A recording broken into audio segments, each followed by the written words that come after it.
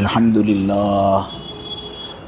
لله نحمده ونستعينه ونستغفره ونؤمن به ونتوكل عليه ونعوذ بالله من شرور أنفسنا ومن سيئات أعمالنا من يهده الله فلا مضل له ومن يضلله فلا هادي له ونشهد أن لا إله إلا الله وحده لا شريك له ونشهد أن سيدنا ومولانا وحبيبنا محمدا عبده ورسوله الحمد لله وكفى والصلاة والسلام على رسوله المصطفى وعلى عباده الذين ارتضى ومن بهداهم اهتدى وبآثار أهل المدينة اكتفى أعوذ بالله من الشيطان الرجيم بسم الله الرحمن الرحيم وأنه هو أغنى وأقنى وأنه هو رب الشعرى وأنه أهلك عادا الأولى وثمود فما أبقى وقوم نوح من قبل إنهم كانوا هم أظلم وأطغى والمؤتفكة أهوى فغشاها ما غشى فبأي آلاء ربك تتمارى هذا نذير من النذر الأولى أزفت الآزفة ليس لها من دون الله كاشفة أفمن هذا الحديث تعجبون وتضحكون ولا تبكون وأنتم سامدون فاسجدوا لله واعبدوا. آخر میں جو آیت پڑھی گئی وہ آیت سجدہ ہے، تو سب پر جنہوں نے یہ آیت سنی سجدہ تلاوت واجب ہے.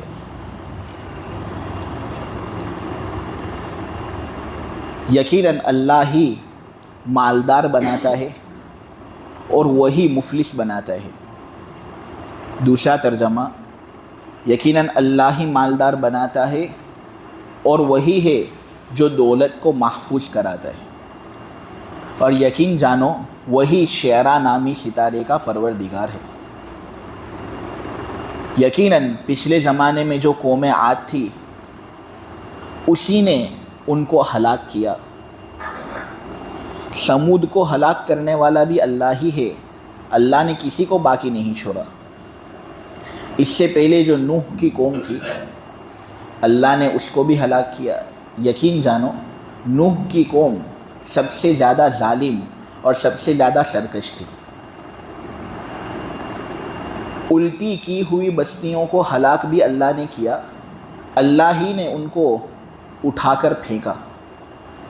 اس خوفناک چیز نے ان کو ڈھانپ لیا جس کو ان کو ڈھانپنا تھا. اے مخاطب، اپنے پروردگار کی کون کون سی نعمتوں کے اندر تو شک کرے گا؟ یہ محمد صلی اللہ علیہ وسلم پچھلے زمانے کے پیغمبروں کی طرح ایک ڈرانے والے ہیں. وہ چیز قریب آ پہنچی ہے جس کا وقت قریب ہے. اللہ کے علاوہ کوئی نہیں ہے جو اس کو ہٹا سکے. بھلا کیا تم اس بات پر تعجب کرتے ہو؟ تم ہنستے ہو، مستی کرتے ہو اور روتے نہیں ہو. حالت تمہاری یہ ہے کہ تکبر اور گھمنڈ کے اندر کھیل کود میں لگے ہوئے ہو. لہٰذا اب بھی اللہ کے سامنے سجدہ کر لو اور اس کی بندگی اختیار کر لو.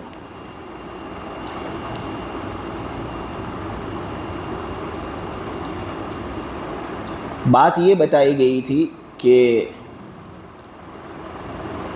موسیٰ اور ابراہیم کے صحیفوں کے اندر کچھ خاص مضامین ہیں. وہ مضامین آیت نمبر 34 سے شروع ہوتے ہیں اور پھر آیت نمبر 54 تک وہ مضامین آپ لوگوں کے سامنے بیان ہوتے ہیں۔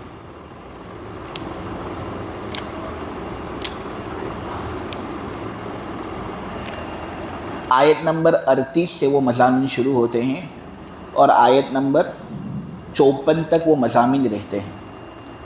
یہ کہ ایک بوجھ اٹھانے والا شخص کسی دوسرے کے گناہ کا بوجھ نہیں اٹھائے گا، انسان کو اسی ایمان کا فائدہ پہنچے گا جو اس نے کمایا۔ انسان جو کام کرتا ہے، اعمال کرتا ہے، اللہ اس کو دیکھے گا، اس کو پورا پورا بدلہ دے گا۔ سب کو اللہ کے پاس ہی جانا ہے، اللہ ہی ہنساتا ہے، رلاتا ہے، وہی مارتا ہے، وہی جلاتا ہے۔ مرد اور عورت کو اسی نے پیدا کیا، دوبارہ بھی وہی پیدا کرے گا، وہی مالدار بناتا ہے، مفلس بناتا ہے۔ عاد کو اللہ نے ہلاک کیا، سمود کو اللہ نے ہلاک کیا، لوط علیہ السلام کی بستی کو اللہ نے ہلاک کیا۔ تو یہ جو مضمون ہے یہ قرآن میں تو ہے ہی، ساتھ ساتھ موسیٰ علیہ السلام اور ابراہیم علیہ السلام کے جو صحیفے تھے نا ان پر بھی یہ مضمون تھا۔ شعرا ایک خاص قسم کا ستارہ تھا، زمانہ جاہلیت میں لوگ اس کی عبادت کرتے تھے۔ آسمان پر یہ نظر آتا تھا اور اس کی روشنی بہت خاص ہوتی تھی۔ کہتے ہیں کہ نبی کریم صلی اللہ علیہ وسلم کا جو نانیحال تھا، اس کے بزرگوں میں سے ایک بزرگ تھا ابن ابی کبشہ، اس نے اس ستارے کی عبادت کرنی شروع کی۔ قبیلہ خزاعہ اور قبیلہ حمیر یہ اس ستارے کی بہت زیادہ عبادت کرتے تھے۔ وجہ یہ تھی کہ یہ بہت روشن تھا، اور جو چیز بہت چمک دمک میں آگے ہوتی ہے لوگ اس کی طرف میلان اپنا رکھتے ہیں،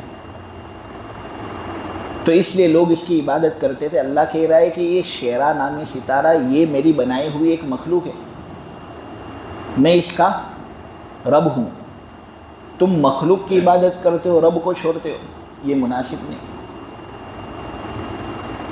دیکھو اپنے شرک سے باز آ جاؤ، ورنہ اللہ تم کو ہلاک کرے گا اس طرح جس طرح اس نے عاد کو ہلاک کیا تھا۔ نوح علیہ السلام کی اولاد میں سے ایک لڑکے کا نام تھا ارم۔ ارم کا ایک لڑکا تھا اوس، اوس کا لڑکا تھا عاد۔ عاد سے جو نسل چلی نے اس کو قوم عاد کہا جاتا ہے۔ ہود علیہ السلام کو ان کی طرف نبی بنا کر بھیجا گیا تھا۔ یہ لوگ بت پرستی کرتے تھے، اللہ کی نافرمانی کرتے تھے۔ ہود علیہ السلام نے کئی سال تک ان کو دعوت و تبلیغ کیا، 480 سال تک ہود علیہ السلام نے ان کو دعوت دی، لیکن یہ بہت گھمنڈی قوم تھی، بات مانتی نہیں تھی۔ من اشد منا قوہ کا نعرہ لگایا کرتی تھی کہ ہم سے زیادہ طاقتور کون؟ سب سے زیادہ طاقتور تو ہم ہیں۔ تو تکبر کے اندر مستانہ تھی، غرور کے اندر بہت آگے جا چکی تھی۔ 480 سال تک ہود علیہ السلام نے ان کو دعوت دی، لیکن پھر بھی انہوں نے بات قبول نہیں کی۔ ان کا جو کم سے کم قد کا آدمی ہوتا تھا اس کے بارے میں یہ بات کہی جاتی ہے کہ وہ 12 گز کا ہوتا تھا۔ ایک گز شرعی اعتبار سے 1.5 فٹ کا ہوتا ہے، یعنی 18 فٹ کا قد رکھتا تھا وہ شخص جو ان میں سب سے زیادہ بٹکا سمجھا جاتا تھا۔ ہم جو قد رکھتے ہیں وہ 5 فٹ 6 فٹ، ان کا جو کم سے کم قد رکھنے والا شخص ہوتا تھا وہ 18 فٹ رکھتا تھا۔ تو ان کے جو لمبے طاقتور لوگ ہوتے تھے، سردار قسم کے لوگ ہوتے تھے، وہ کتنے لمبے چوڑے۔ لیکن جب آدمی جسمانی اعتبار سے اتنا آگے ہو، مالی اعتبار سے اتنا آگے ہو، تو پھر کچھ نہ کچھ خمار دماغ پر چلی جاتا ہے۔ آدمی یہ نہیں سوچتا کہ یہ مال اللہ نے دیا ہے، یہ طاقت اللہ نے دی ہے، اگر اس کی کمائی ہوئی یہ طاقت اور یہ مال ہے تو بہت سے لوگ اس کی طرح ہی جسم پر محنت کرتے، بہت سے لوگ اس کی طرح ہی کمانے کے اندر محنت کرتے۔ کیوں؟ ان کو وہ نصیب نہیں ہوتا جو اس کو حاصل ہو رہا ہے، معلوم ہو اللہ دے رہے۔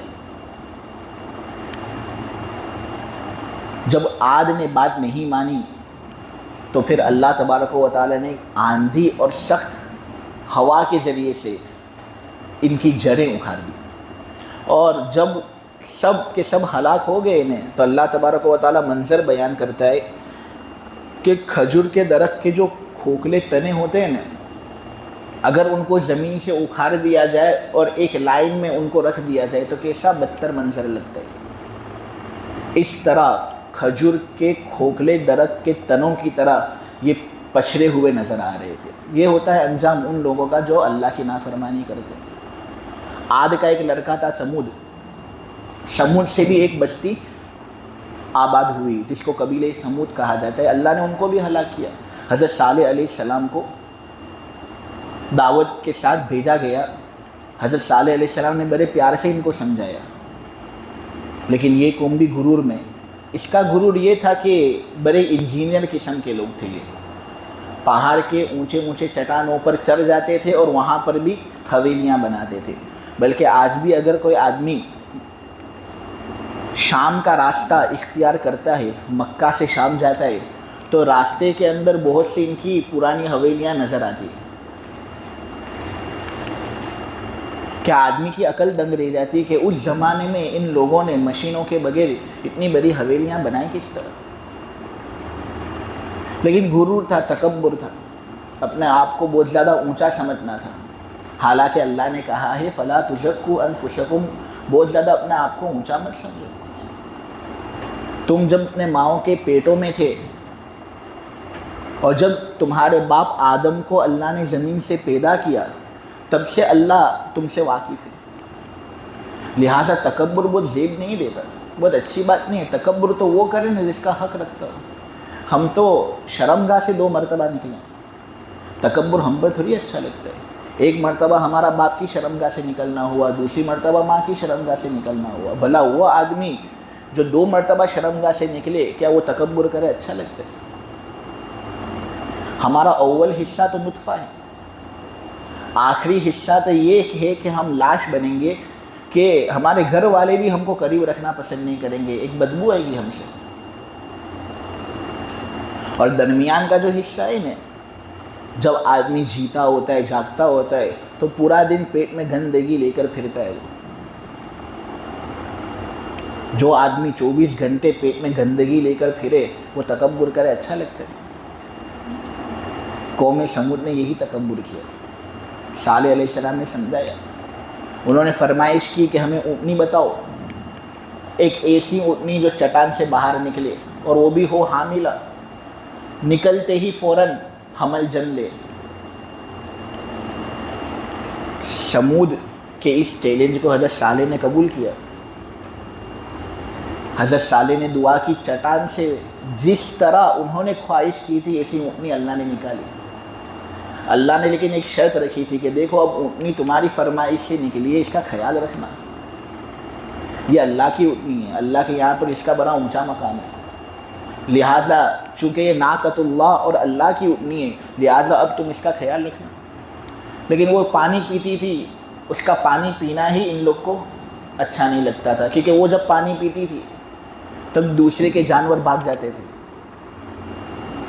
کیونکہ وہ ڈیل ڈول کے اندر بہت اونچی تھی اور اس کا جسم بڑا پتھریلا تھا، نمایاں جسم تھا، تو آدمی اس اونٹنی کو دیکھ کر ہی گھبرا جاوے۔ تو بہت سے جانور اونٹنی کی وجہ سے گھبرا جاتے تھے، وہ پیتے نہیں تھے پانی، تو مر جاتے تھے۔ تو لوگوں نے پھر اس اونٹنی کو قتل کر دیا۔ ایک بدکار عورت تھی جس نے مے خانے کے اندر ایک صدا لگائی تھی کہ جو آدمی بھی ہوشیار بہادر اس صالح کی اونٹنی کو قتل کرے گا، میں اس کے ساتھ نکاح کر لوں گی۔ قدار ابن صالح کھڑا ہوا۔ قرآن کے اندر کہا گیا ہے میرے عزیزو کہ یہ سب سے بڑا بدبخت شخص تھا، اس سے بدبخت کوئی نہیں۔ موٹا جسم، سیاہ، شراب پیتے پیتے کھڑا ہوا اور کہنے لگا کہ اس کو قتل میں کروں گا۔ اونچے کاٹی اور اللہ کی اونٹنی کی بے حرمتی اس نے کی۔ جبریل امین آئے، ایک چیخ ماری تو جتنے بھی لوگ تھے نا ان کے کلیجے اندر ہی اندر پھٹ گئے۔ پھر ایک زلزلہ آیا، زمین ان کو کھا گئی۔ یہ ہوتا ہے ان لوگوں کا انجام جو اللہ کی نافرمانی کرتے ہیں۔ قوم لوط علیہ السلام کی قوم، یہ عجیب و غریب قوم تھی. اللہ نے مرد کے لیے عورت کو رکھا ہے کہ اگر اس کو شہوت پوری کرنی ہو تو وہ عورت سے شہوت پوری کرے. ایک عورت سے جی بھراتا ہو ایک عورت سے شادی کرے. شریعت کے اندر 4 کی اجازت ہے.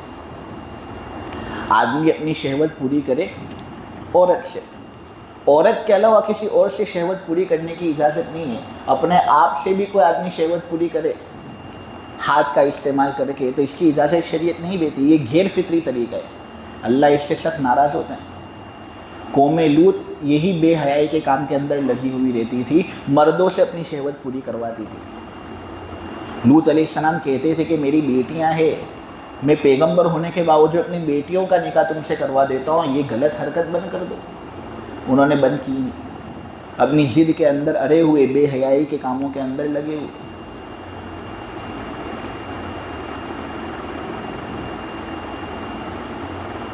بہت سے فرشتے آئے, ان کو آزمائش کے اندر مبتلا کیا اور پھر ان کی پوری بستی کو اوپر اٹھایا گیا اور اس کو الٹا کیا گیا, اور اس طرح اللہ نے اس کو اٹھا کر پھینکا.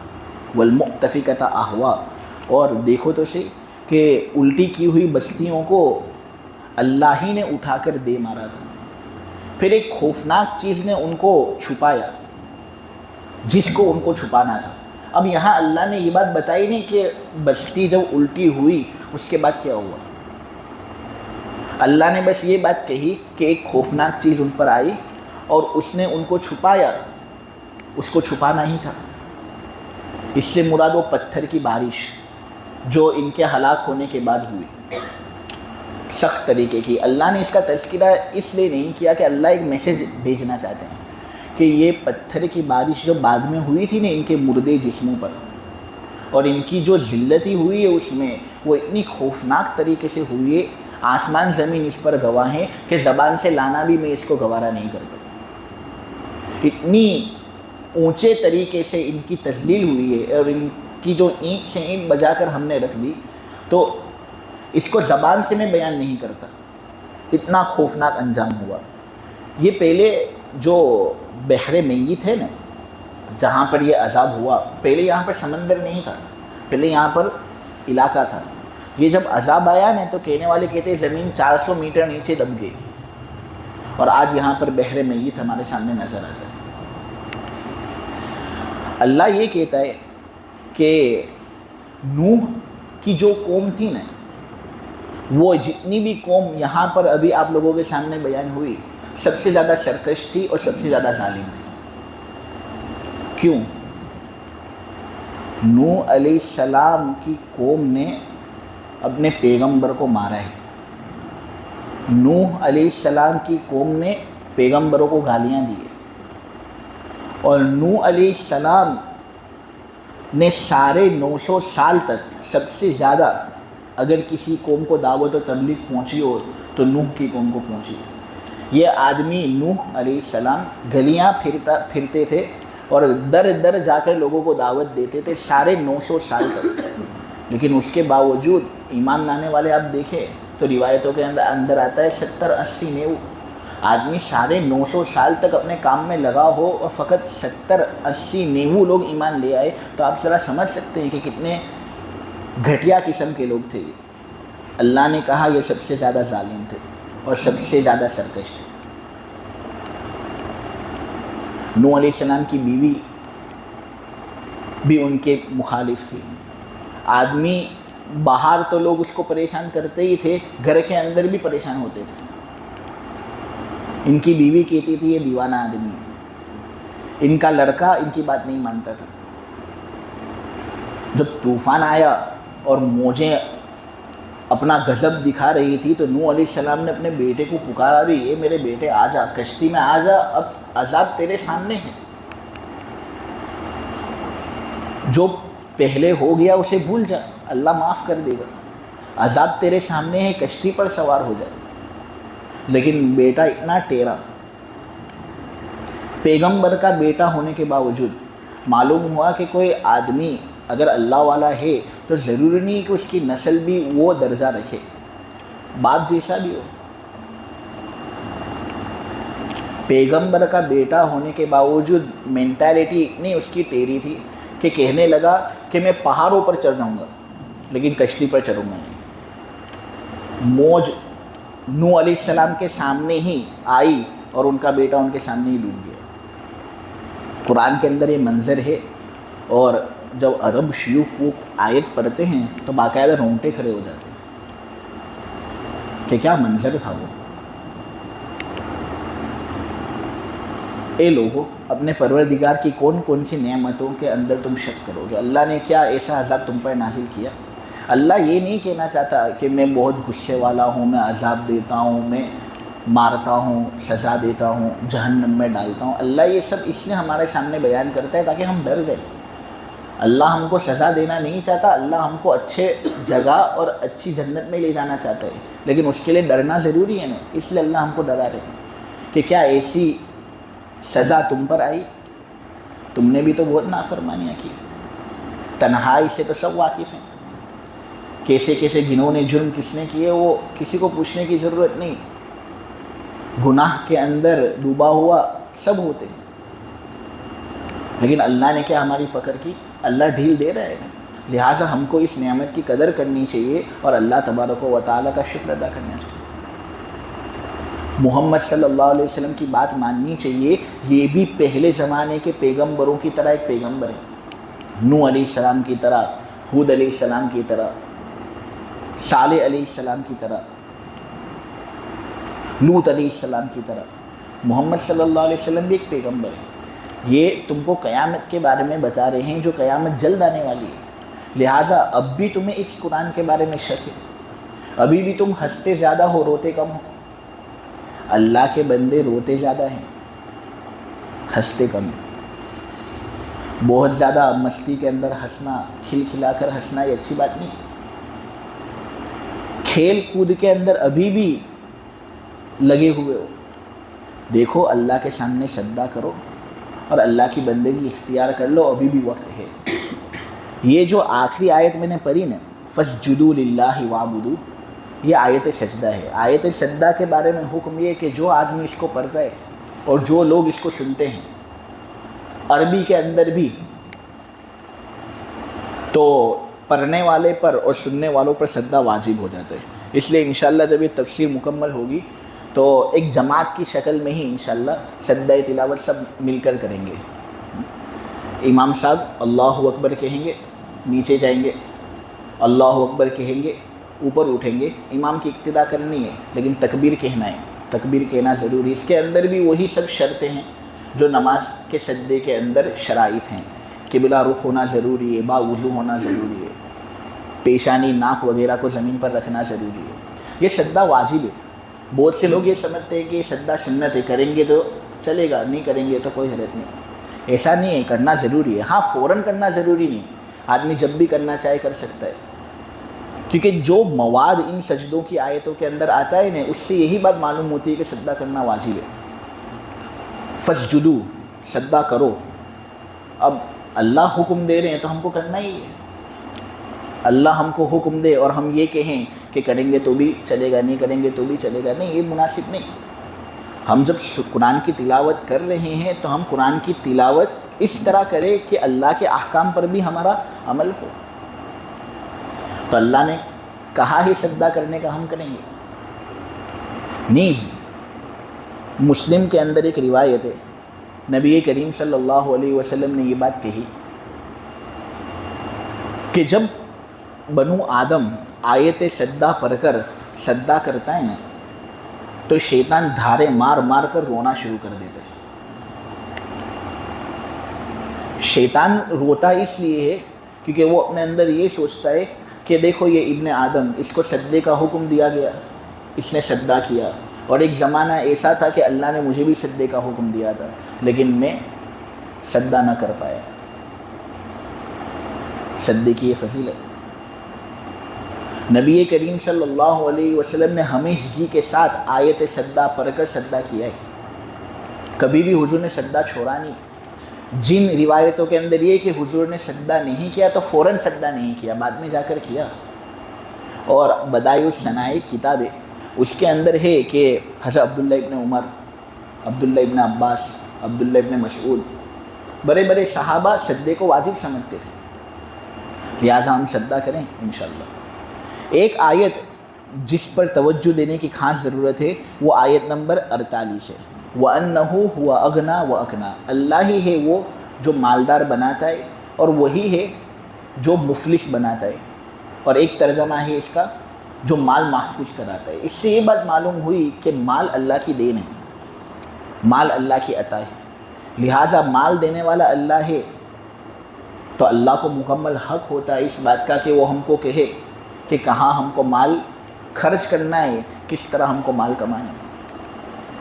ہماری محنت سے تو ہم کماتے نہیں، اگر ہماری محنت سے ہم کماتے تو ہم سے زیادہ محنت کرنے والے اور بہت سے ہیں، کیوں ان کو وہ مال نہیں ملتا جو ہم کو ملتا ہے۔ ابھی 1-2 مہینے پہلے یہاں پر ہی تفسیر کرتے کرتے ایک آدمی سے میری ملاقات ہوئی۔ اس آدمی نے کہا مولانا پورا دن میں رکشہ چلاتا ہوں اور دن کے اندر 500 روپے جمع نہیں ہوتے۔ میں نے تو فوراً سن کر تعجب کا اظہار کیا کہ یہی رقم وہ رقم ہوتی ہے جو ہم بیٹھے بیٹھے کما لیتے ہیں، 10 منٹ میں کما لیتے ہیں، اور یہ آدمی بیچارہ پورا دن رکشہ چلاتا ہے اور 500 روپے جمع نہیں ہوتے۔ ایسے لوگوں کا خیال کون رکھے گا؟ مالداروں کو ہی رکھنا ہے۔ اسی لیے یہ زکوٰۃ کا نظام ہمارے مابین نبی کریم صلی اللہ علیہ وسلم کی جانب سے فرض ہوا۔ یہ فقط غم گساری، ہمدردی، مال کو تقسیم کرنا نہیں ہے، یہ اللہ کا ایک فرض ہے۔ نماز کو جس طرح اللہ نے فرض کیا ہے، زکوٰۃ کو بھی اللہ نے اسی طرح فرض کیا ہے۔ بہت ضروری ہے کہ آدمی زکوٰۃ ادا کرے، مال خرچ کرے۔ جہاں پر اللہ نے نماز کا تذکرہ کیا، ساتھ ساتھ تقریباً زکوٰۃ کا بھی تذکرہ اللہ کرتا ہے۔ اس کا کتنا اونچا مقام۔ لیکن بہت سے لوگ ایسے ہیں کہ مال کی محبت دل پر چھا جاتی ہے، بخیلی کرتے ہیں۔ یہ بھی ایک طرح کا بخلی ہے۔ ہر مسلمان مرد اور عورت جو بالغ ہو، صحیح سالم ہو، پاگل نہ ہو، اگر وہ صاحب نصاب ہو، نصاب کا مالک ہو وہ، تو اس پر زکوٰۃ فرض ہو جاتی ہے۔ ہاں ضروری ہے یہ کہ اس پر اتنا زیادہ قرض نہ ہو کہ قرض کو ادا کر لینے کے بعد وہ صاحب نصاب باقی نہ رہے، اور یہ بھی ضروری ہے کہ مال پر اس کی مکمل ملکیت ہو۔ ایسا نہیں کہ مال اس کا ہے لیکن اس پر قبضہ ہی نہیں ہے اس کا، تو اس پر بھی زکوٰۃ نہیں واجب ہوتی۔ نصاب کا مالک ہونے کا کیا مطلب؟ یعنی آدمی 613 گرام چاندی یا 87.5 گرام سونا اپنی ملکیت کے اندر رکھتا ہو، یا اس کے پاس قیمت ہو جو 613 گرام چاندی کے بقدر ہو جاتی ہے، تجارت کا سامان ہو جو 613 گرام چاندی کے بقدر ہو جاتا ہو، تو آدمی پر زکوٰۃ فرض ہو جاتی ہے۔ 2.5% اب اس کو نکالنا ہوتا ہے۔ اور یہ جو مال اس کے پاس ہو وہ ضرورت سے زائد ہو، یعنی مکان کا خرچہ وہ نکال لے، سواری کا خرچہ وہ نکال لے، کھانے پینے کا خرچہ وہ نکال لے، پہننے کے کپڑوں کا خرچہ وہ نکال لے۔ اس کے بعد اگر اس کے پاس اتنی قیمت ہے کہ 613 گرام چاندی کے بقدر وہ پہنچ جاتی ہے، تو اس پر زکوٰۃ نکالنی ضروری، فرض۔ 2.5% آدمی نکالے۔ زکوٰۃ ادا کرتے وقت 3 چیزوں کا خیال رکھنا بہت ضروری ہے۔ نمبر 1 نیت۔ آدمی نیت کرے، رقم دینے سے پہلے نیت کرے۔ رقم دینے کے بعد نیت کرے گا تو اس نیت کا کوئی اعتبار نہیں، زکوٰۃ ادا نہیں ہوگی۔ مرد تو چلو اس کا خیال رکھ لیتے ہیں، لیکن عورتیں اس میں کافی پیچھے ہیں، کیونکہ مرد ان کی زکوٰۃ اپنی طرف سے کبھی کبھی ادا کر لیتا ہے تو ان کی نیت ہی نہیں آتی۔ جب نیت ہی نہیں کرے گی تو زکوٰۃ کہاں سے ادا ہوگی؟ اعمال کا دار و مدار تو نیتوں پر ہے، تو نیت کرنی ضروری ہے، وہ بھی زکوٰۃ دینے سے پہلے۔ دوسری بات جس کا خیال رکھنا بہت ضروری ہے کہ آدمی ضرورت مندوں کو دے، تحقیق کرے، اور تحقیق کر کے جو ضرورت مند ہو زکوٰۃ کے مستحق ہو ان کو آدمی دے۔ کون ہوتے ہیں زکوٰۃ کے مستحق؟ فقیر قسم کے لوگ جن کے پاس کوئی مال نہیں ہوتا، یا اگر مال ہوتا بھی ہے تو 613 گرام چاندی کے بقدر نہیں ہوتا، یا اگر ہوتا بھی ہے 613 گرام چاندی کے بقدر مال، لیکن وہ سب ضرورتوں کے اندر ہی استعمال ہو جاتا ہے، ضرورت سے زائد نہیں ہوتا، تو ایسے لوگوں کو ہم زکوٰۃ دے سکتے ہیں۔ ہر مانگنے والا بھکاری آ گیا نے اس کو زکوٰۃ کی رقم دے دی، کبھی اس طرح نہیں کرنا چاہیے۔ شریعت کے اندر تو حکم یہ ہے کہ اگر کوئی آدمی کے پاس کپڑا ہو جس سے اس کا سطر چھپ رہا ہے، اور اس کے پاس ایک دن کا کھانا ہے. عام متن ہوتا ہے یہ سب کے پاس، بیگ وغیرہ ہوتی ہے نا، بستہ ہوتا ہے، ان کے بستے کے اندر ایک دن کا کھانا ہوتا ہے اور سطر ڈھانکنے کے لیے کپڑا بھی ہوتا ہے. تو ایک تو یہ کہ ان کے لیے مانگنا جائز ہی نہیں ہے، شریعت کے اندر اجازت ہی نہیں ہے کہ وہ مانگے. لیکن خیر اگر کسی کی اتنی ضرورت ظاہر ہوتی ہو تو پھر آدمی تحقیق کر کے دے سکتا ہے، کوئی حرج نہیں، لیکن تحقیق ضرور کریں. بہت سے لوگ یہ کرتے ہیں کہ جو کام والی عورتیں آتی ہیں ان کو ہی زکوٰۃ کی رقم دے دیتے ہیں، اس سے اس کے ساتھ ایک تعلق بھی مضبوط ہوتا ہے، وہ گھر کا کام بھی کرتی رہتی ہے. آدمی اگر وہ مستحق ہو تو دے سکتا ہے، لیکن اس میں تحقیق ہونی چاہیے. بسا اوقات ہوتا ہے کہ سونے کے سیٹ ہوتے ہیں ان کے پاس اور کافی مال ان کے پاس ہوتا ہے، تو اگر مال ہے ان کے پاس اور 87.5 گرام سونے کے بقدر سونا اگر ان کے پاس ہے تو ہم ان کو پھر زکوٰۃ نہیں دے سکتے، زکوٰۃ ادا نہیں ہوگی. ہاں مسافروں کو زکوٰۃ دے سکتے ہیں، مسافر اپنے علاقے کے اندر کتنا ہی امیر کیوں نہ ہو، لیکن اگر ان پیسوں پر اس کو قدرت نہیں، آن لائن بھی قدرت نہیں، تو ہم اس کو زکوٰۃ دے سکتے ہیں. مقروض کو ہم زکوٰۃ دے سکتے ہیں. کوئی آدمی قرضے والا ہو، اس پر بہت زیادہ قرضہ ہو، اتنا زیادہ قرضہ ہو کہ اگر وہ قرضہ ادا کرے گا تو نصاب کا مالک باقی نہیں رہتا، فقیر ہو جاتے، تو ایسے لوگوں کو ہم زکوٰۃ دے سکتے ہیں. کوئی مدرسے میں پڑھنے والا غریب بچہ ہے، اس کو ہم زکوٰۃ دے سکتے ہیں. تیسری بات جس کا خیال رکھنا بہت ضروری ہے وہ یہ کہ ہم مکمل مالک بنا دیں سامنے والی پارٹی کو. فقط اباحت کر دیا یہ چلتا نہیں ہے.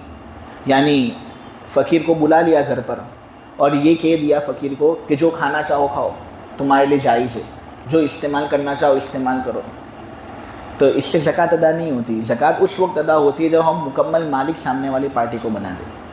ان 3 چیزوں پر ذرا ضروری زور دینا تھا. آدمی زکوٰۃ ادا کرے، بڑے فضائل ہیں. جو لوگ زکوٰۃ ادا نہیں کرتے، قرآن کے اندر ہے کہ اس مال کو جہنم کی آگ کے اندر تپایا جائے گا اور اس کے ذریعے سے ان کے پیشانیوں کو، ان کے پہلو کو، ان کی پیٹھوں کو داغا جائے گا. حضرت ابو ہریرہ بیان کرتے ہیں کہ جو آدمی زکوٰۃ ادا نہیں کرتا ہے، نبی کریم صلی اللہ علیہ وسلم نے کہا ہے کہ اس کا مال گھنجے زہریلے سانپ کی شکل اختیار کر لے گا، اور اس شکل کو اختیار کر لینے کے بعد وہ دونوں جبڑے انسان کے پکڑ لے گا اور اس کو دبائے گا اور کہے گا میں ہی تیرا مال ہوں، میں ہی تیرا خزانہ ہوں. وہ مال جس کے سلسلے میں ہم بخیلی کرتے تھے، وہ مال جب ہمارے لیے آگے جا کر گھنجا زہریلا سانپ ہی بننے والا ہے تو ہم کیوں اس طرح بخیلی کریں. نبی کریم صلی اللہ علیہ وسلم نے پھر قرآن کی ایک آیت پڑھ کر سنائی کہ وہ لوگ جو بخیلی سے کام کرتے ہیں اور اپنے مال میں بخل کرتے ہیں، وہ ہرگز یہ نہ سمجھے کہ ان کا یہ مال ان کے لیے کچھ خیر کا ذریعہ ہے، وہ ان کے لیے شر کا ذریعہ ہے. یہی مال کل قیامت کے دن گلے کا توق بننے والا ہے، گلا پورا اس طرح گھیر لے گا وہ. حضرت ابو ذر رضی اللہ تعالیٰ عنہ تو اس معاملے میں بڑے سخت تھے. ہم تو 2.5% کا کہتے ہیں کہ سال کے اندر 2.5% نکالنی ہے آپ کو اپنے مال میں سے. حضرت ابو ذر تو یہ کہتے تھے کہ مال کو جمع کرنا ہی جائز نہیں. یعنی آدمی کے لیے جتنے مال کی ضرورت ایک دن کے اندر ہوتی ہے نا، آدمی اس ضرورت کو پوری کرے، دوسرے دن تک کے لیے وہ مال کو جمع ہی نہیں کر سکتا. اتنے سخت ہے وہ. حضرت ابو ذر کا اصلی نام تھا جندب ابن جنادہ. بڑے پیارے صحابی تھے اور ان کے بارے میں کیا بتاؤں. نبی کریم صلی اللہ علیہ وسلم کو بھی بڑی محبت تھی ان سے. پتھریلے جسم کے مالک تھے، مزاج کے اندر بے باکی، شخصیت بالکل بہادر، منہ پر بولنے والے شخص تھے. یہ نبی کریم صلی اللہ علیہ وسلم کے پاس آئے تھے یہ اسلام قبول کرنے کے لیے. حضور نے ان کو کہا تھا ابو ذر تم اسلام قبول کرنے کے لیے آئے ہو، لیکن ایک بات ذرا سمجھ لو، اسلام قبول تو کر لو لیکن سب کے سامنے ظاہر مت کرنا. تم سب کے سامنے ظاہر کرو گے سب لوگ ماریں گے پیٹیں گے تم کو. ابو ذر نے اسلام قبول کیا اور سب سے پہلا کام ہی یہ کیا کہ مکے کے اندر چلے گئے، سب لوگوں کو مخاطب کیا اور کہا اے قریشیوں، میں گواہی دیتا ہوں کہ اللہ کے سوا کوئی معبود نہیں اور محمد اللہ کا رسول ہے. لوگوں نے بہت مارا، اتنا مارا کہ زمین پر بالکل لیٹ گئے. حضرت عباس جو اس وقت مسلمان بھی نہیں ہوئے تھے وہ دیکھ نہ پائے یہ منظر. ایک انسان کو تکلیف ہو رہی ہو اگر سے اپنے مذہب کا نہیں ہے لیکن آدمی اس کو برداشت تھوڑی کر سکتا ہے, تو اتنی بے رحمی سے لوگ ان کو مار رہے تھے. حضرت عباس کو برداشت ہوا نہیں, وہ ٹوٹ پڑے اور کہا لوگوں تم معلوم بھی ہے تم کو کہ تم کس کو مار رہے ہو؟ یہ قبیلے غفار کا شخص ہے. تم جو امپورٹ ایکسپورٹ کرتے ہو نا اس کے راستے میں اس آدمی کا قبیلہ واقع ہے اور یہ لوگ ڈاکو ہیں, رہزن لوگ ہیں. تو اگر تم اس کے قبیلے غفار کے شخص کو مارو گے پیٹو گے تو پھر تمہاری گزرگاہ پر نقصان ہو سکتا ہے یا نہیں؟ یہ لوگ پھر ڈاکو گیری کریں گے, لوٹ مار کریں گے, تمہارا نقصان ہے, مت مارو اس کو. تو لوگوں نے پھر ان کو چھوڑا. لیکن حضرت ابو ذر تھے بڑے مستانے, ان کا جگر بڑا وسیع تھا. دوسرے دن آئے واپس کلمہ پڑھا. یہ تھے ابو ذر. بہت سے لوگ ہوتے ہیں جو ماشاءاللہ وفاداری کے نعرے لگائیں گے, زبان سے کہیں گے بھی کہ ہم تمہارے ساتھ ہیں, لیکن دل سے ساتھ دینے والے بہت کم ہوتے ہیں. حضرت ابو ذر ان میں سے تھے, دل سے ساتھ دیتے تھے. غزوہ تبوک کا موقع تھا, لوگ سفر کر کے شام جا رہے تھے, جہاد کرنا تھا رومیوں کے ساتھ. تو اس زمانے کے اندر گرمی بہت زیادہ تھی اور لوگوں کے پاس کچھ پیسے وغیرہ تھے نہیں, تو سفر کے دوران بہت سے لوگ بچھڑنے لگے. کوئی بھی بچھڑتا تو صحابہ حضور کو کہتے اے اللہ کے رسول دیکھو وہ فلاں شخص بچھڑ گیا, وہ پیچھے رہ گیا, جہاد کرنے کے لیے آتا نہیں. تو نبی کریم صلی اللہ علیہ وسلم کہتے کہ چھوڑ دو, جانے دو, اگر اس کی نیت اچھی ہوگی تو وہ تمہارے ساتھ مل جائے گا, نہ اگر نیت اس کی اچھی نہیں تو پھر اس کا تم سے دور رہنا ہی تمہارے لیے راحت کا ذریعہ ہے, الگ رہے تو یہ اچھا. اس طرح حضرت ابو ذر بھی پیچھے رہ گئے. لوگوں کو ایسا لگا کہ وہ بھی بچھڑ گئے, تو حضور کو انہوں نے کہا, تو حضور کو بڑا تعجب ہوا. خیر بات آگے بڑھتی گئی. دراصل ہوا یہ تھا کہ حضرت ابو ذر جو تھے نا وہ جس اونٹ پر سواری کر رہے تھے وہ اونٹ بڑا سست ہو گیا تھا. انہوں نے بہت چلانے کی کوشش کی کہ بھائی چل جا, لیکن وہ چلتا ہی نہیں تھا. تو حضرت ابو ذر نے کہا رہنے دو اس کو. پورا سامان لیا اپنے پیٹھ پر اور پیدل چلنے لگے. جب منزل پر حضور سے ملاقات ہوئی تو لوگوں نے دیکھا کہ دور سے ایک شخص آ رہا ہے. لوگوں نے کہا کون شخص ہے, یہ اکیلا آ رہا ہے, پورا قافلہ پہنچ چکا اور یہ سواری پر بھی نہیں پیدل چل رہا ہے. لوگوں نے جب ذرا دھیان سے دیکھا تو لوگوں نے کہا اللہ کے رسول یہ تو ابو ذر ہے. نبی کریم صلی اللہ علیہ وسلم نے کہا اللہ ابو ذر پر رحم کرے, پوری زندگی اکیلا چلے گا, یہ مرے گا بھی اکیلا اور اللہ کے سامنے حساب بھی اکیلا دے گا. یہ ان کے کچھ اختلافات ہو گئے تھے مال جمع کرنے کے سلسلے میں, چونکہ بڑے سخت تھے نہیں. صحابہ کہتے تھے مال جمع کر سکتے ہیں, بس زکوٰۃ نکالنی چاہیے, اللہ کے راستے میں آدمی خرچ کرے. لیکن ابو ذر کے بارے میں آپ کو بتا چکا, وہ کہتے تھے جو آدمی 1 درہم بھی اپنے پاس جمع رکھے گا دوزخ کا ایک نشان اس کے پاس ہے. یہ ان کا اجتہاد تھا. ایک مرتبہ حضرت عثمان کے پاس ہی آئے, کعب احبار حضرت عثمان کے پاس موجود تھے. حضرت عثمان نے کعب احبار کو پوچھا, وہ بس اس لیے پوچھا تاکہ ابو ذر کی بات غلط ہو جاوے, لوگوں کو پتہ چلے کہ یہ ذرا سختی کر رہے. حضرت کعب احبار جو بڑے نیک آدمی تھے, ان سے حضرت عثمان نے یہ پوچھا کہ اے کعب ذرا مجھے بتا کہ جو آدمی مال جمع کرے لیکن مال کا حق ادا کرتا ہے, وہ زکوٰۃ ادا کرتا ہے, اللہ کے راستے میں اس کو خرچ کرتا ہے, وہ آدمی کیا اچھا کام کر رہا ہے یا نہیں؟ حضرت عثمان یہ ثابت کرنا چاہتے تھے کہ وہ اچھا کام کر رہا ہے, کوئی گناہ کا کام نہیں. تو کعب احبار نے کہا اچھا آدمی ہے وہ, اس سے بھلائی کی امید کی جا سکتی ہے. اس پر حضرت ابو ذر بھڑک گئے کیونکہ یہ مال جمع کرنے کو بالکل پسند نہیں کرتے تھے. تو کہنے لگے اے یہودی کے بیٹے, تجھے کیا سمجھ میں آئے گا, تو مجھے مسئلے بتائے گا.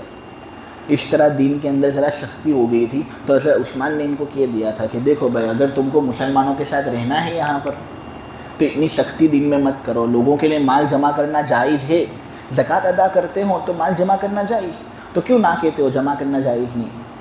تو اگر تم اس طرح کرو گے نا تو تم کو شہر سے الگ ہونا پڑے گا۔ حضرت ابو ذر نے کہا میں شہر سے الگ ہی ہو جاتا ہوں۔ ربضہ چلے گئے تھے ایک دیہات میں اور پوری زندگی وہاں پر گزاری۔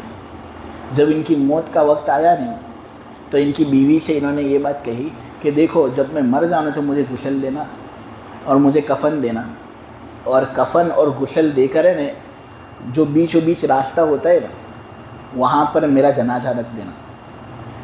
کوئی اللہ کا بندہ اگر مل جائے راستے میں تو اس کو کہنا کہ یہ صحابی رسول ابو ذر کا جنازہ ہے، وہ پڑھا لے ہوئے میری بات بن جائے گی۔ ایسا ہی ہوا تو بیوی اور جو خادم تھے انہوں نے حضرت ابو ذر کا جنازہ بیچوں بیچ راستے پر رکھ لیا۔ حضرت عبداللہ ابن مسعود اس وقت عراق والوں کے ساتھ جا رہے تھے عمرہ کرنے کے لیے مکہ۔ جب وہ چل رہے تھے حضرت ابو ذر کے خادم نے دیکھا کہ عبداللہ ابن مسعود جا رہے ہیں۔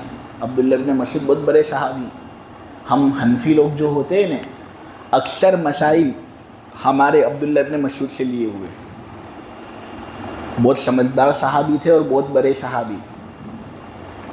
تو حضرت عبداللہ ابن مسعود کو اس نے بلایا اور کہا اے مسعود کے بیٹے، یہ ابو ذر اللہ کے رسول صلی اللہ علیہ وسلم کا صحابی اس طرح جنازے کے اندر ہے اور اس پر کسی نے نماز جنازہ ادا نہیں کی، اگر آپ پڑھ لیتے ہوں۔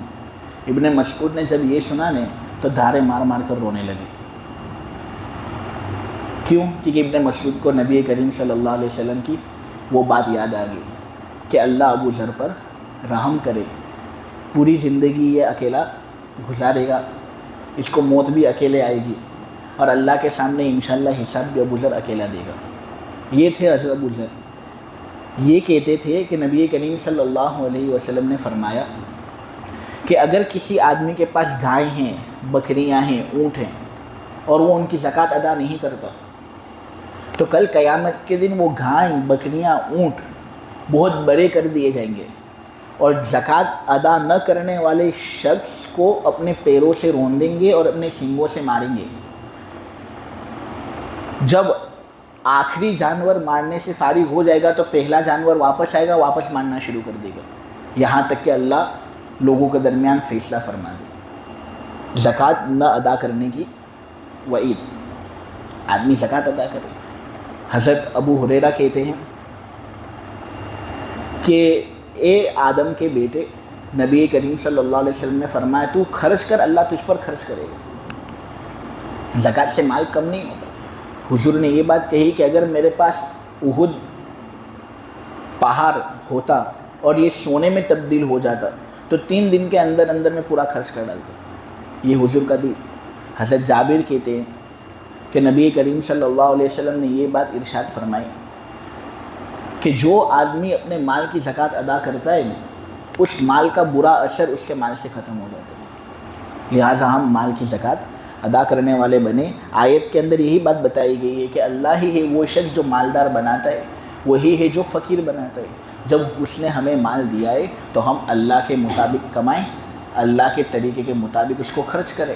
اللہ نے ہم کو زکوٰۃ نکالنے کا حکم دیا ہے، اس لیے ہم ہمارے مال میں سے 2.5% مال نکالیں، تبھی ہمارا مال پاک ہوگا اور جو برے اثرات اور آفتیں اس مال کے اندر ہیں نا وہ ختم ہوں گی۔ اللہ تبارک و تعالیٰ کہنے کو قبول فرمائے، سننے کو قبول فرمائے، سب سے زیادہ عمل کی توفیق عطا فرمائے۔ یہ سورہ نجم پوری ہوگی، اب مختصر دعا ہوتی ہے، اس کے بعد وہ سجدہ کر لیتے ہیں انشاءاللہ۔ سبحانک اللہم بحمدک وتبارک اسمک وتعالی جدک ولا الہ غیرک یا رب صلی وسلم دائما ابدا علی حبیبک خیر الخلق کلہم۔ اے اللہ ہمارے گناہوں کو معاف فرما، مولا ہماری خطاؤں سے درگزر فرما۔ اے اللہ مال کی نحوستوں سے ہماری پوری حفاظت فرما، مال کی زکوٰۃ ادا کرنے والا ہم کو بنا دے۔ اے اللہ ہمارے لیے خیر کے فیصلے فرما، مولا کریم شر کے فیصلے مت فرما، سکھ کے فیصلے فرما، دکھ کے فیصلے مت فرما، مال کا صحیح استعمال کرنے والا ہم کو بنا دے۔ اے اللہ پچھلی قوموں نے جس طرح تیری نافرمانی کی اور جس طرح عذاب کا نشانہ وہ بنائے گئے، اے اللہ اس طرح ہم کو عذاب کا نشانہ مت بنا دے۔ مولا ہم بڑے کمزور ہیں، بڑے ناتواں ہیں، تیرے سخت عذاب کو ہم برداشت نہیں کر سکتے۔ اے اللہ تیرے فرشتوں کا جو عذاب ہوتا ہے وہ بڑا سخت ہوتا ہے، ہم تو معمولی گرمی برداشت نہیں کر سکتے۔ اے اللہ جہنم کی گرمی کہاں سے ہم برداشت کریں گے؟ تو ہمارے لیے خیر کے فیصلے فرما، ہمارے روزوں کو قبول فرما، ہماری اس تفسیر کو قبول فرما۔ بہت سے لوگ یہاں پر دور دور سے آتے ہیں، اللہ کا دین سمجھنے کے لیے بیٹھتے ہیں، اے اللہ ان کے اس بیٹھنے کو قبول فرما، ان کے دل کو قرآنی انوارات سے منور فرما دے، قرآن کو سمجھنے والا ان کو بنا دے، ان کو ہم سے فائدہ پہنچے، ہم کو ان سے فائدہ پہنچے، ایسی صورتحال پیدا کر۔ اے اللہ ان کی ہر جائز تمنائیں اور مرادوں کو پورا فرما۔ بے شک دل کے اندر جو تمنا جنم لیتی ہے تو اس سے بڑا واقف ہوتا ہے، انسان جتنا اس سے واقف نہیں ہوتا، اے اللہ تو اس سے اتنا زیادہ واقف ہوتا ہے۔ اے اللہ ان کی تمنائیں بہت سے تو ان کو یاد ہوں گی، اور بہت سی تمنائیں ایسی ہوں گی جو ان کو یاد نہیں، لیکن ان کو اس کی ضرورت ہے۔ اے اللہ ہر جائز تمنائیں اور مرادوں کو پورا فرما، جنت میں داخلہ نصیب فرما دے، جہنم سے اے اللہ ہماری پوری نجات فرما۔ مولا کریم طاقت قوت سے نواز، تندرستی سے نواز، آج نے جس طرح تکبر کیا ہم اس طرح تکبر نہیں کریں گے۔ اے اللہ بیماری، کمزوری، ضعف سے ہماری پوری حفاظت فرما۔ اے اللہ مالداری سے ہمیں نواز، مفلسی، غربت، فقیری سے پوری حفاظت فرما۔ بہت سے لوگ ایسے ہوتے ہیں جو پورا دن محنت کرتے ہیں، پورا دن دکان کھولتے ہیں، لیکن اے اللہ گراہکی نہیں ہوتی، گاہک ہی نہیں آتے۔ اے اللہ ان کی جھولیاں بھر دے، بڑی امیدوں سے دکان کھولتے ہیں، بڑی امیدوں سے سامان وغیرہ لے کر بیچنے کے لیے نکلتے ہیں۔ اے اللہ اگر تو ان کی جھولی نہیں بھرے گا تو کون بھرے گا؟ تو ہی تو رزاق ہے، تو ہی تو کھلاتا ہے، تو ہی تو پلاتا ہے۔ اے اللہ ہر مخلوق کو کھلانے والا تو ہے، تو نے جب چھوٹی چونٹیوں کا خیال رکھا ہے تو اے اللہ ہمارا بھی خیال رکھ لے، ہمارے بھی بچے ہیں، اے اللہ ہمارے بھی والدین ہیں، اے اللہ ہمارے بھی گھر والے ہیں، اے اللہ سب کی لاج رکھ لے، اور ہم کو بھی مولا کریم اپنے خزانے غیب سے وافر حصہ نصیب فرما۔ بے شک مولا کریم قرآن ایک بہت برکت والی چیز ہے، اے اللہ آج ایک صورت ختم ہوئی ہے، اے اللہ اس اختتام پر مولا تجھ سے یہ امید ہم کرتے ہیں کہ تو ہماری دعا قبول کرے گا۔ اے اللہ ہماری جھولیاں بھر دے، ہمارا نصیب خیر والا کر دے، اور شر سے ہماری پوری حفاظت فرما۔ نبی کریم صلی اللہ علیہ وسلم اور تیرے نیک اور دانا بندوں نے جتنی خیر اور بھلائیوں کا تجھ سے سوال کیا وہ مجھے اور پوری امت کو عطا فرما۔ جن شرور اور برائیوں سے پناہ مانگی ہے اس سے اے اللہ ہماری پوری حفاظت فرما، امت مسلمہ پر رحم فرما۔ اے اللہ جتنے لوگ بھوکے ہیں، جتنے لوگ جنگ کے شکار ہو چکے ہیں، اے اللہ سب کے لیے عافیت کے فیصلے فرما، برکت کے فیصلے فرما، صحت اور تندرستی کے فیصلے فرما۔ وصلی اللہ تعالی علی خیر خلقہ محمد وعلی آلہ وصحبہ اجمعین برحمتک یا ارحم الراحمین۔